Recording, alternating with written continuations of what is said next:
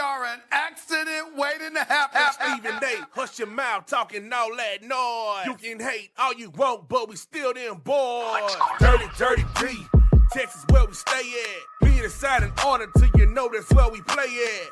Hey, this year, this the payback. Yeah, we them Cowboys, and now we don't play that. Work.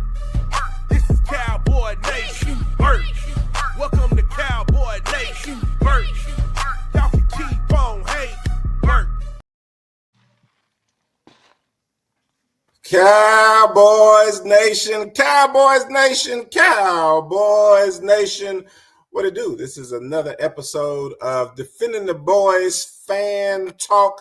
And remember that Fan Talk is brought to you by 1-833-OHIM-HIT. It's the accident attorneys at 1-833-OHIM-HIT. If you ever hurt in a truck or car accident, give them a phone call, 1-833-644-6448. This is your favorite time of the week because this is when we get to sit down with other fans and talk about how much we love our Cowboys. So today, I'm getting ready to bring in a good friend of mine.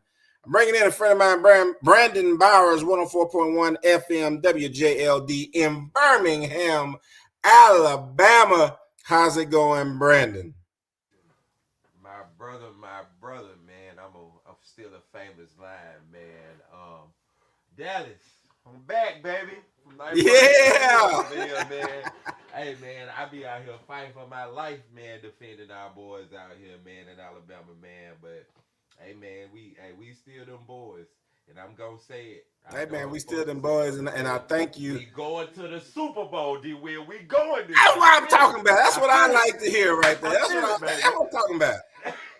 That's what we need to start off with. Well, Brandon, man, I promised you because I know you got work to do out there. Can I just give some public flowers though before we get started? I just want to say, hey, me and Brandon have been able to work together for quite some time. He was down here in Dallas. He was helping me with clubs out in Dallas. People are probably wondering where, and I tell you on the side or on text messages and fake that I'm proud of you. But now that we're in a public space and 1,500 people or so are going to end up watching this, I want to tell you that I am proud of my brother out there in Birmingham, Alabama, the things that you're doing for the community. I have seen them, and I just want to let you know that I'm very, very much so proud of you in a public space so that I can say I gave you flowers, not privately, but definitely publicly. Brother, I just want to say I appreciate you, man, and I receive those flowers, man, wholeheartedly, man. But it's like, man, I tell people out here, you're a part of my story. Again, what I learned from you out there, man, are games and gems I'm literally currently using right now as I literally head the biggest black media station corporation in Alabama. And we continue to grow bigger, man. And the things that we tried and failed and tried and yes, sir. out, I'm watching them now come to fruition, man, on a bigger scale. So as much as you giving me my flowers, brother, I know we give them to each other all the time, but I want to publicly give thanks to you because truly, I wouldn't be sitting in this position if we don't go through the things that we went through together. So hats off to you, my brother, as well. Continue to see you grow. I'm loving this, man. Loving the podcast, loving this. These are part of our dreams. If y'all didn't know, I'm going to shamelessly plug right now. Okay. Shout out UCC. Check it out on Roku, Amazon, Fire Stick, man, wherever you can. Yes, sir. The Urban Comedy Channel. Yes, the Urban Comedy Channel. You get it on Roku. Out, man. That's something else, another project. Y'all, I know y'all loving this, man, but there's some great comedy on there, man, with some A-listers on there as well. Visit us at UCC, Urban Comedy Channel, man, Roku, Fire Stick. Hey, we there. We're going to continue growing. Visit our website to watch us. But again, things like this help other things grow because, again, we're about to do this now and take this now on into radio, into another atmosphere over here in Alabama. So, I'll be seeing you soon, but y'all just got to understand, man, when you get with the right people, man, skies is the limit, and, man, God will bless you and open up doors and opportunities that you can't see. So if I don't have this guy, man, everybody in Alabama that know me, you don't see all the other things that we've been able to do from the mayor's debate to everything else that's coming. So shout out to my brother D Will, man. Hey, enough of this, man. Let's get to All right. defending these boys. Hey man, let's get to talking about the boys. So here it is. Check this out. This is my first question. This is one of the first things that I want to be able to ask you. Okay, Brian Schottenheimer, he got hired in the offseason, and he talked a lot about culture. And obviously, we know every coach that gets hired talks about the culture that they're going to try to bring. My question to you is, have you seen, I know it's only been 1 week so far, but just throughout the offseason, through the preseason, and in the first week of the regular season, have you seen the culture that Schottenheimer talked about? How do you feel about that? Not gonna lie, man. I was worried up until the Eagles game. The Eagles game really had me concerned because we've heard the talk before, right? With every coach, we always hear the new talk. Mm-hmm. But the Eagles game, I saw something that I'll use my favorite college team that I didn't see in the University of Alabama against their first game. Man, the boys wanted it. With all Mm-hmm. the talk of Michael Parsons leaving, and how that was just going to be so detrimental. No disrespect to Parsons, that was a huge loss to us as well. But I think that lit a fire under the rest of the team to be like, hey, but we're still here. And those Right. boys are out here to win. They're not out there just to wear the star on the helmet. Them boys want to win. And some of them boys was there before Parsons was even there. So I think for them that probably was actually a little bit extra motivation to come out and say, yeah, we y'all counting us out before we even get started. So what I saw week 1, I was very impressed. I think there were a couple of things, that kind of still we have to work on, especially that D line, that the trenches. We got to get that down together. But again, that you got a new D line and a new situation. And when you lose a piece so big as Parsons, and you add in a brand new piece, you got to kind of work through this. So they didn't get an off season together. They didn't get. They basically had to come up with a new plan. So, but what I saw was it didn't seem like doom and gloom from day one. So I was very impressed with how they started off this week. Well, good, man. I mean, I will say, just if we're going to talk about the um, the defensive line, Kenny Clark was one of the guys that we got over from that trade. Kenny Clark had what, a week? That's what I mean, man. We had a week. Yeah, he had a week to get ready. But at the end of the day, and I just had probably one of the biggest podcasts that I put out where people were really wanted to talk noise and talk trash because I had a little rant up about how we actually stopped the run. Because some people are saying we didn't stop the run. They got 158 yards of running. I'm like, yeah, but 62 of those yards came from the quarterback taking off and running. Like, that's not a run play. Like, That's not on exact. Yeah, that's so, not so I real guess running. I'll say it like this, since people don't like me. On running plays, we were able to stop the run. And not just stop the run, but we stopped the run on arguably the best running back in the NFL. Hands down. You know I what I'm would saying? And agree. so for somebody that only had a week worth of practice to do a great job, if we start there from what you think about because that would have been my next question is, what do you think about the Cowboys after their first game? But I feel like the defense actually, kind of stepped up from that standpoint. I mean, their two starting wide receivers didn't didn't catch but one pass, or I think maybe two passes or something like that. Their starting running back only got 3.3 yards per carry, less than 100 yards for the best running back. Like, man, I started to get excited when I start thinking about playing the Giants, because if we play like that versus the Giants, hey, man, hey. It's a surefire win, man. And I agree with you. We have to remember this, right? When it comes to offense and defenses, there always is a scheme, right? So you didn't get to put Kenny in a scheme. He was playing off pure talent. That whole defensive line basically was playing off of their just natural football knowledge and instinct. There hasn't been an opportunity to put a scheme in place for who you have now.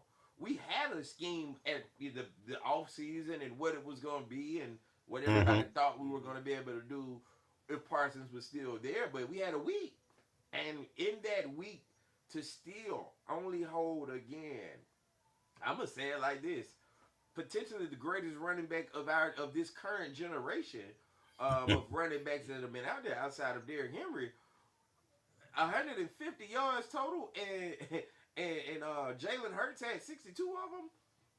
What couldn't you not be proud of for something to build off of?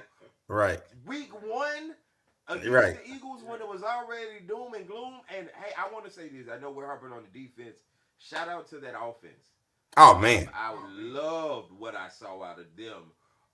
To where it didn't become just a defensive battle to where we've seen that D will Yeah. offense just can't get going and our defense just wears down to the point to where it's basically like we give up, but just because our defense can't keep going.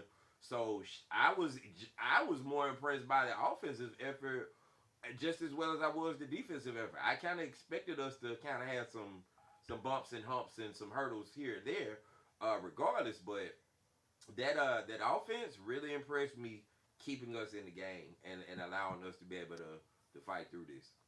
Absolutely, man. I put up a projection of where I thought the Cowboys were going to be, and I said 11-6.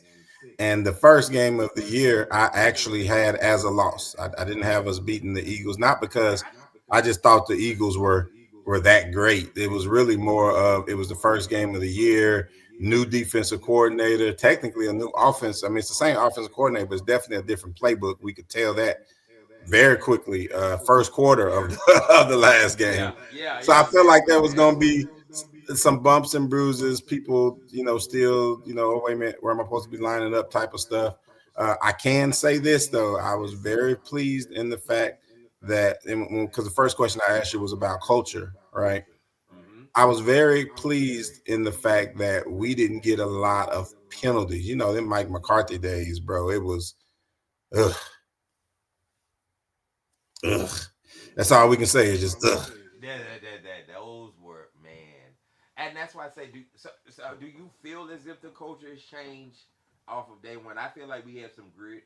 I feel like we didn't come in with this sense of entitlement or just kind of like they were just there.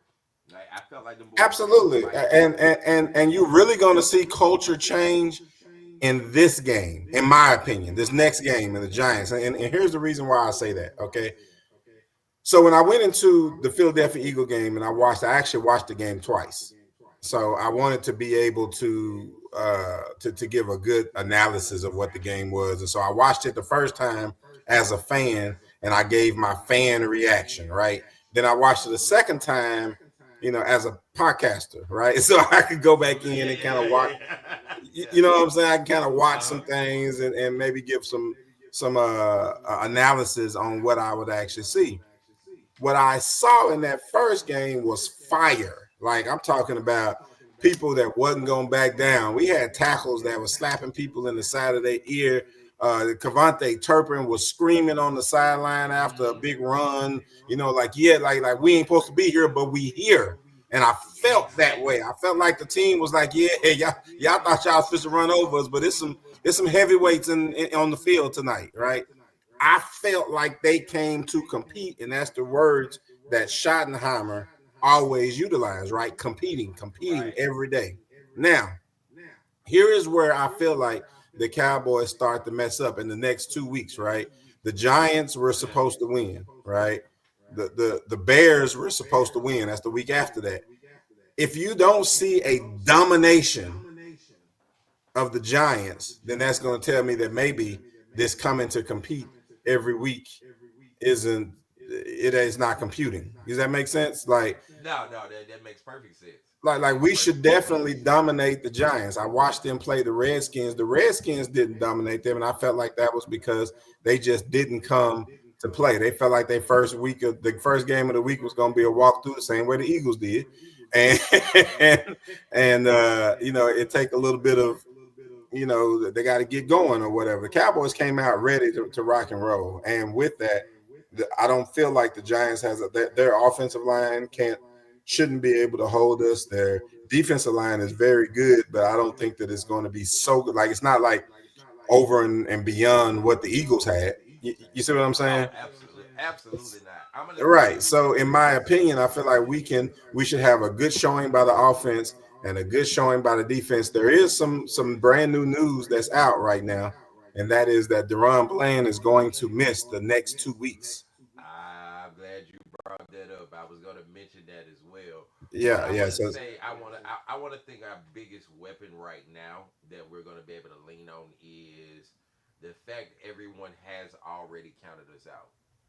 mhm. Everyone already thinks that basically it's the Cowboys, which I think somewhat played an advantage in our game against the Eagles, right? No, But absolutely. again, of course, we just had this unfortunate injury with Deron Bland, But I think everybody had already, once we got rid of Parsons, like that potential fear or being like, the Cowboys could do something. I think that right now actually will be an advantage to us because it lets our boys play freely now, right? We Mm-hmm. don't come in necessarily being a like, I will, they can come sneak us. I think everybody's already laid down on us like, man, they not gonna do nothing. The season's over. But I think again, Well, we can how take long you think advantage that's gonna last? till we start winning and start smacking the people around. I really think this, and this is gonna be an unpopular opinion. One of the best things to happen to us was us actually not winning that Eagles game because I Mm-hmm. think it keeps us under the radar. But I think internally, it allowed the team to be like, yo, we got something. We can really fight with the Eagles because you're not gonna tell me even if the Eagles came out slow and kind of like, man, they're not gonna fight. That first quarter or two, they realized real quick, like, nah, this still the Cowboys. Like this is still the Cowboys. Right. You still gonna have the players because y'all the Eagles, so y'all gonna always. It's like Alabama and Auburn down here, like Texas A&M versus Texas. The record never matters. It's just the Mm-hmm. hate for each other is always going to bring a good game. But Mm-hmm. I think that gave us a great measuring stick to start the season off to be like, nah, we can be competitive.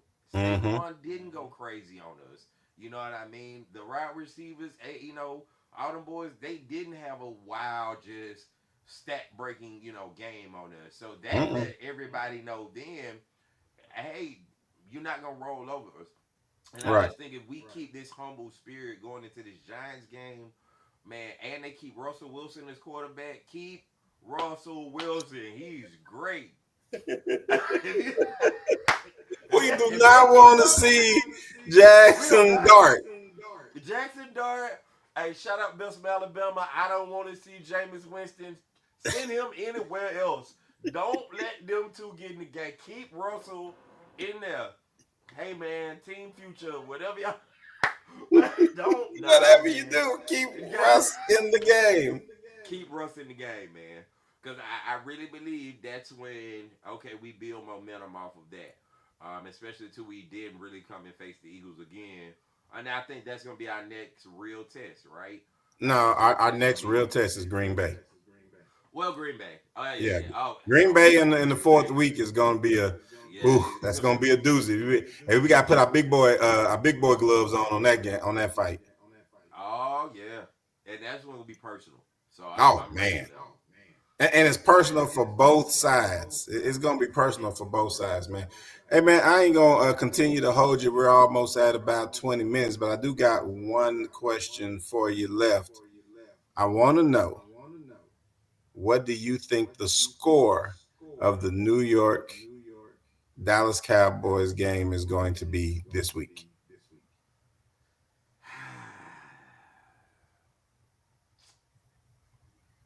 I said 44-9 Cowboys. That was what I said. You said you're claiming 44-9. We're at home, Blowout. right? Blowout. Home Hmm. game, blowout. Woo! First game of the year at home, inferior I'm gonna team. I'm gonna go. I won't go that bad. I'm gonna go 35-7. That's my prediction. Cowboys 35-7. 35-7. Okay, okay. 35-7. I like 35 to 35-7. 7 for my people in Birmingham, Alabama. We're gonna cover the spread either way, but 35-7. Yeah, yeah. No, either way, either way. All right. The last question that I'm going to ask: your yearly projection. What do you think the Cowboys will end? I said earlier that I have them going 11-6 this season. What do you have them going for this 17 game stretch? I'm gonna give us slight higher bump than you. I Okay. think we come out. I think we come out 12-5. Okay. I think we come Hey, out. you I know think we what? come out 12 I'm and not 5. mad at 12-5. I'm not mad at 12-5. I will because we went 12-5 for 3 years in a row. I think we at least get back there. That's what I'm saying. I think we And get then back last right at year that 12-5 mark. we had so many hurt people and people like, man, you can't use injuries, bro. We had hurt. Like we had everybody hurt. So I mean, And 12 and not 5, forget, 3 years. Now, look how long we didn't have Dak. right. No, hey Now, man. now I'll say this: what I don't like, and we're gonna pray for a continuously healthy season. Deron Bland, we just lost him for 2 games. I think we'll survive these next 2 games with him, Mm-hmm. but contingent upon we stay healthy, we Mm-hmm. don't lose Dak again. Mm-hmm. Please keep Dak healthy, y'all. Whatever y'all gotta do, keep him healthy. We keep Keep Dak him healthy, upright. man. Yeah, if we keep Dak upright and healthy, man, listen, we'll find a way to take y'all to AOD or somewhere. Like, please, do whatever. We are begging y'all to just, you keep him upright. Think about it, then, Will. It's 2 seasons that we really don't know how they end out. Dak stays healthy. Diggs stays healthy. We get a full healthy season, man. We make a deep playoff push. I don't care what you say. We get Sky's a the limit. full You're right. healthy. If we can keep everybody healthy with the team that we have now, ability to stop the run. I talked about on my last podcast yesterday that we talked about the fact that our defensive stars is really our secondary. So with Trayvon Diggs and Deron Bland when he is playing, being able to shut down some of the top wide receiver cores in the league, and then people not being able to run on us consistently like they could before, like that becomes a pretty difficult team. I'm not saying unbeatable team, but I'm saying a pretty difficult team to beat. And the defending Super Bowl champions found that out last week, and I think the Giants is going to figure out this week that yeah, the Dallas Cowboys are for real. And I'm gonna say one more unpopular thing. Okay.